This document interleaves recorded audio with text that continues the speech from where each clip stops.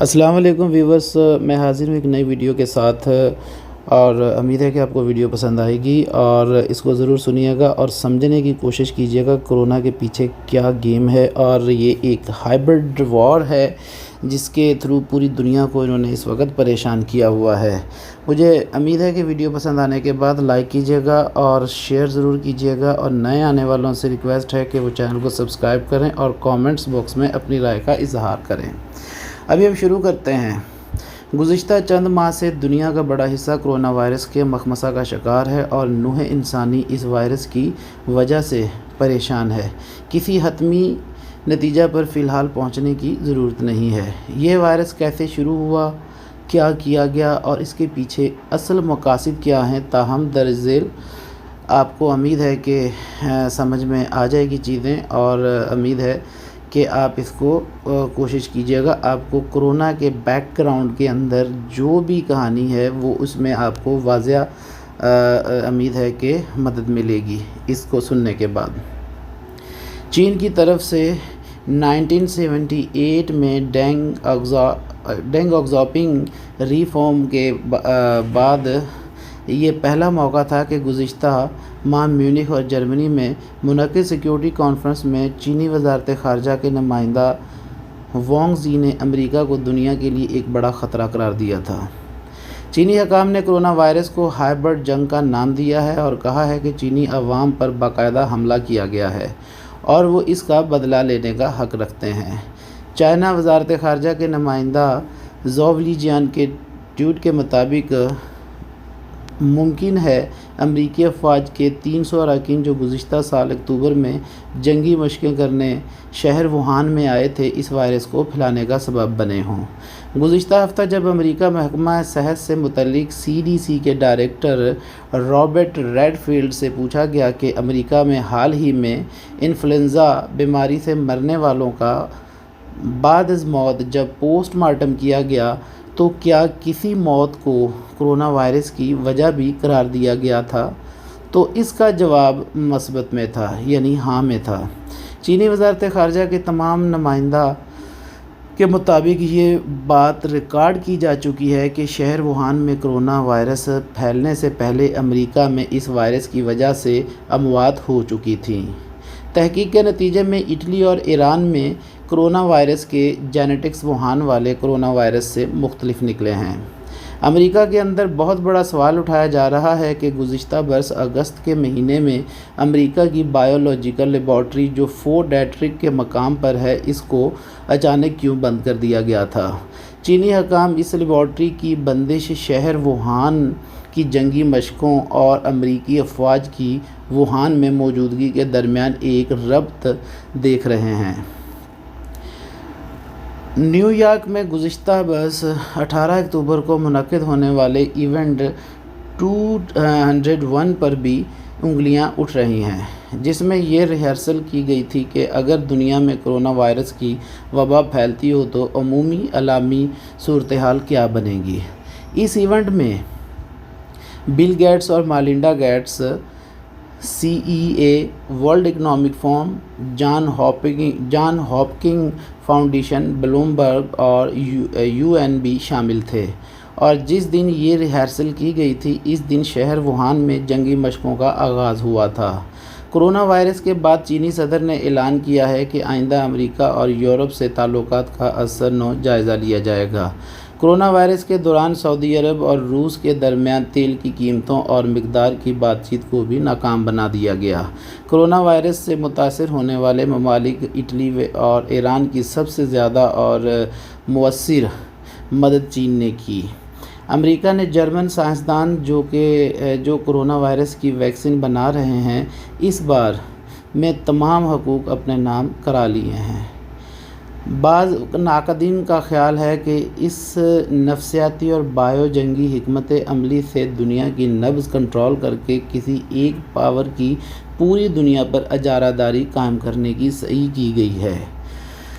تو یہ آپ اس بات کو ذرا سمجھنے کی کوشش کریں اور آپ ذرا اس پہ غور کریں، اور اسی طرح سے پاکستان کے اندر اتنی شدت کے اندر کرونا کا پھیلنا اور اس کا ختم نہ ہونا ایک لمحہ فکریہ ہے۔ اچھا، یہ بھی کہا جاتا ہے کہ اس کے پیچھے ایلومنیٹی اور فری میسنز کا بہت بڑا ہاتھ ہے، جن کو اسرائیل فنڈنگ کر رہا ہے، اور یہ پورے دنیا کے لوگوں کو کنٹرول کرنے کی کوشش کی جا رہی ہے۔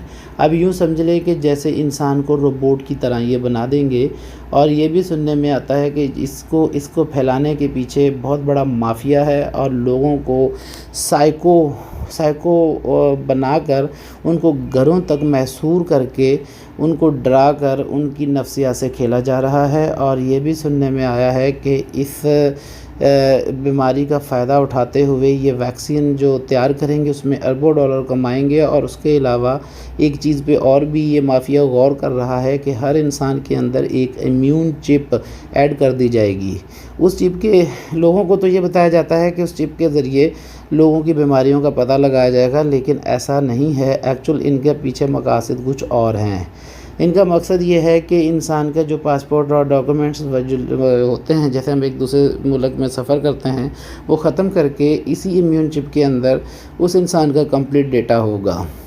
اچھا، انہوں نے اب ہر بندے کے اندر چپ ایڈ کرنے کے بعد اس کا یہ فائدہ ان کو یہ اٹھائیں گے، ایک تو پوری دنیا کی آبادی ایک مخصوص انسان کے کنٹرول میں آ جائے گی، اور دوسرا یہ ہوگا کہ جب یہ چاہیں گے کسی بھی طرح کی بیماری پھیلا کر اور اس کی میڈیسن تیار کر کے اربوں روپے کمائیں گے۔ اور ان کے پیچھے ایک بہت بڑا یہ بھی ایک گیم ہے کہ ایک بادشاہت سسٹم پوری دنیا کے اندر یہ لاگو کرنا چاہتے ہیں، پوری دنیا کو، تاکہ ایک بادشاہ چلائے، اور پھر اس چپ سے یہ بھی فائدہ اٹھا سکتے ہیں، جیسا کہ دنیا کی آبادی کم کرنی، جس کو بھی انہوں نے موت کے گھاٹ اتارنا ہوگا، اس چپ کے ذریعے یہ اس کو مار دیں گے۔ چونکہ آنے والا وقت لمحہ فکریہ ہے اور انتہائی پرفتن ہے، اور اللہ تعالی ہمیں محفوظ رکھے۔ چونکہ جو ہمارے لیڈر ہیں وہ بھی اسی طرح کے ہی ہیں، اللہ تعالی انہیں بھی ہدایت دے اور اسلام کو سمجھنے کی کوشش کریں اور اسلام کے جذبے کو ابھاریں۔ پاکستان کو ایسا لیڈر عطا فرمائے جو اسلام کو جو عالم اسلام کا دنیا میں دفاع کر سکے۔ اور دوسرا ویورز آپ کو بتاتا چلوں، یہ جو لاک ڈاؤن میں انہوں نے نرمی کی ہے، یہ ٹیمپریریلی کی ہے، اس کے پیچھے بھی ایک ہاتھ ہے۔ نرمی کا مقصد یہ ہے کہ جیسے لوگ باہر نکلیں گے، کراؤڈ بڑھے گا، کراؤڈ بڑھنے کے بعد دوبارہ لاک ڈاؤن کر دیں گے، اور ہزاروں کیسز شو کر کے امریکہ سے $50 کروڑ لیں گے۔ ایکچولی یہ ساری پیسے کی گیم ہے، اور کرونا کا ابھی کوئی ایسا کوئی اتھینٹک وہ نہیں ہے، یہ ایک بہت بڑی سازش ہے جس میں پوری دنیا کے لیڈر اس کے اوپر کام کر رہے ہیں۔ تو لہٰذا گزارش ہے کہ آپ بالکل اپنا جو احتیاطی تدابیر ہیں ان کو ضرور فالو کریں، اور زیادہ تر ہاسپٹلس وغیرہ ان چیزوں سے اوائڈ کریں۔ اور اس کے ساتھ میں اجازت چاہوں گا۔ اللہ حافظ۔ پاکستان زندہ باد۔ شام کو اپنے والد کو لے کر آیا تو 3 سے 4 بجے کے قریب آیوشمانی ہاسپٹل۔ ان کو ہارٹ پیشنٹ تھے، ان کا دل جو ہے 20% کام کر رہا تھا۔